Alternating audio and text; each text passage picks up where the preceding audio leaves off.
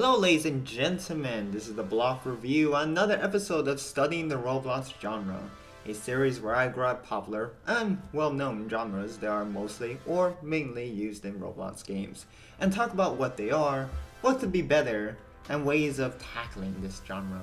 The survival genre is a genre that revolves around players staying alive by providing the player with requirements like eating and drinking, which leads to players having to manage resources. In a game like Apocalypse Rising, for example, players must manage between keeping your hunger and thirst stats up, while also having enough firearms to survive from zombies and other survivors. But something like the survive the disaster genre is something that can only be found on a platform like Roblox, which makes sense because of what the disaster genre is about.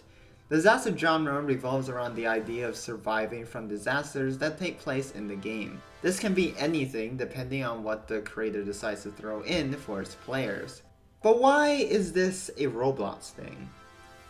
Well, I believe it has something to do with the mega block aesthetic the platform naturally gives, which ends up making destructible environments easy to pull off and satisfying to play out. So, today, we're going to talk about two games that pull off destruction in Roblox games perfectly. Natural Disaster Survival by Stickmaster Luke, and Super Bomb Survival by Polyhex. Destructible design. Bots Escape is a game made by these guys. The game has a unique concept where players have to complete objectives while also surviving from a random disaster. But these disasters play out terribly due to the poor design of the maps. Like the map's scarce graveyard, which has almost no destructible environments. In Super Bomb Survival, Polyhex accepted community maps, but had his own set of rules for what he considered a good map. In his rough sketch, he showed that one of the things that makes a good Super Bomb Survival map is breakability. Polyhex masters this by asking builders to use small, breakable pieces for his maps. This means that the pieces can easily fly off, bounce around, and create a fun, immersive, destructible environment. In Bots Escape, you'll find pieces that are big and anchored, so when pieces are torn off, they look messy and weird, which leads to an unsatisfying and unstable atmosphere, and a weird plated mess. And since pieces are anchored, you'll see floating parts instead of these collapsing buildings.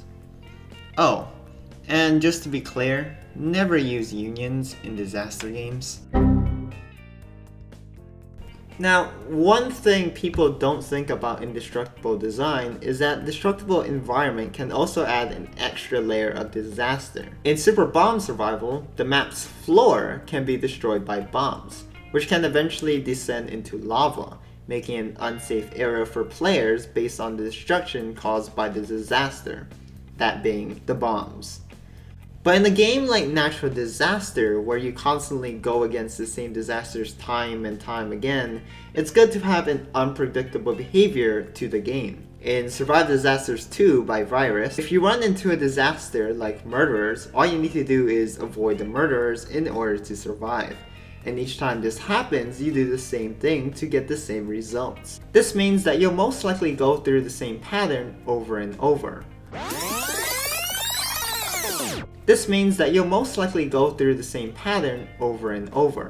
Luckily, Survive Disasters has the hidden element of having over 70 disasters in the game. However, Natural Disaster manages to throw variety in the game that only offers 11 disasters. In Survive Disasters 2, every map will always have an unbreakable area or an untouchable area.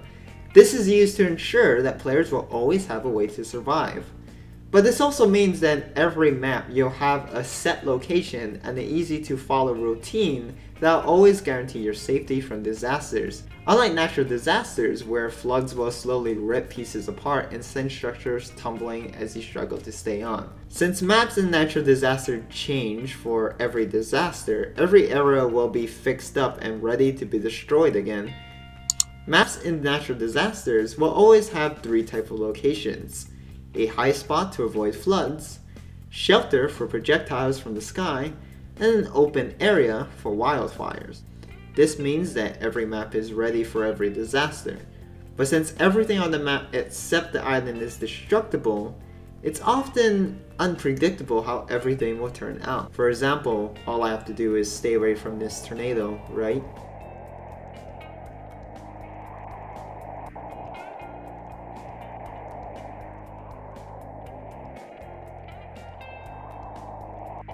What makes destruction so good is how it interacts with the player. Rooftops can leave the player exposed, and with the add-on of fall damage, players can die from collapsing buildings all the time. There's even a sandstorm disaster that has bricks flying towards you. There's a quote I like to use from Chris Butcher, an engineer and programmer for the game Halo. We try to go for predictable actions, but unpredictable consequences. And while that was a quote directed to enemy AIs, I think the quote works here as well. Because we know that if a disaster hits a brick, it'll break off. But what happens with that brick can sometimes be unpredictable. Fairness. Since objects are flying around and will sometimes find a way to randomly kill you without warning, natural disaster can be considered unfair to players.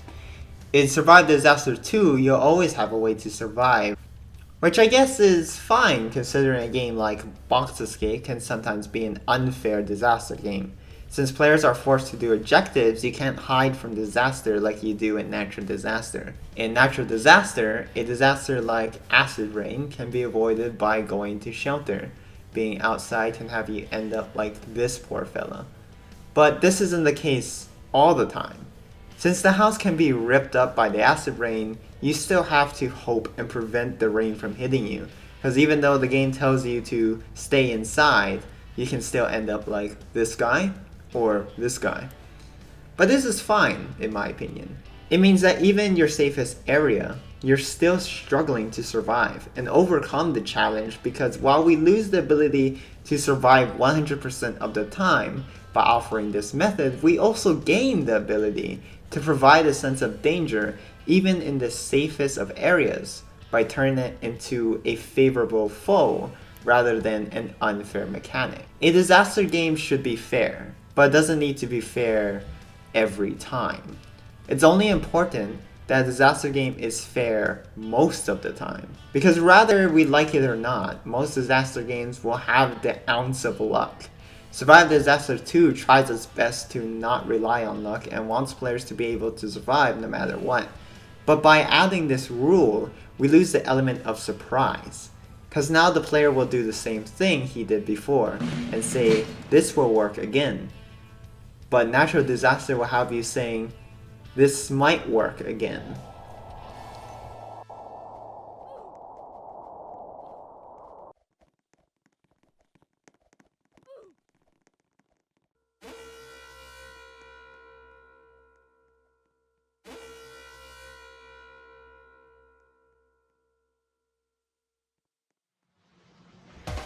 In the game Disaster Zone by Build Into Games, the Kraken has two abilities. This explosive beam that targets and kills players almost immediately, and these fireballs that almost never hit anyone. This is a bad combination of unfair and fairness, because since the fireballs are random, they're barely a threat. Because the beam will instantly lock on you, it's nearly impossible to survive from it. So how do we manage both of these? In natural disaster, disasters come naturally, as the name of the game implies. So they might not hit you, but there's a bigger possibility in this game than Disaster Dome. And this is because the game has a smaller map, making the game feel like the disaster is out to get you, but really, it just has the higher percentage because of the small range of areas a disaster can actually hit on a small map. Smaller maps mean that random disasters are more likely to hit you. In Super Bomb Survival, there are two types of disasters: bombs and missiles.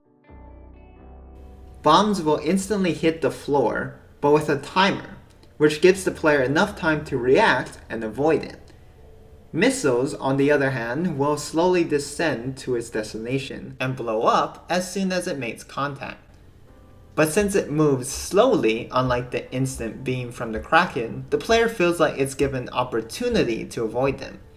I think rather than achieving the almighty goal of making a disaster game that focuses on having fortunate events without unfortunate events, we should instead focus on finding a proper balance between having fortunate events and unfortunate events.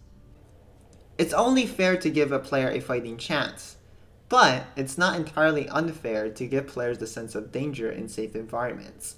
It's fun to have the feeling that you're fighting back, rather than standing still in said safe spot. So while not every game may work with destructible environment, it's a good note to take for those of you who are trying to get on board with the formula. And it's not the only way to tackle disaster games, because next we're going to dive in another disaster survival game for this series. But this time we're going to be focusing on another aspect. And this video will be launched next week. So, what do you think? Do you have any interesting ideas for a disaster game? What are your thoughts on this video? Do you agree or disagree with what I said in this video?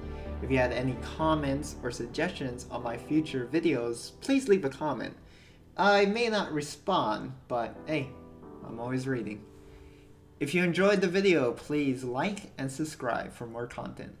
This is the Block Review, and thank you for watching.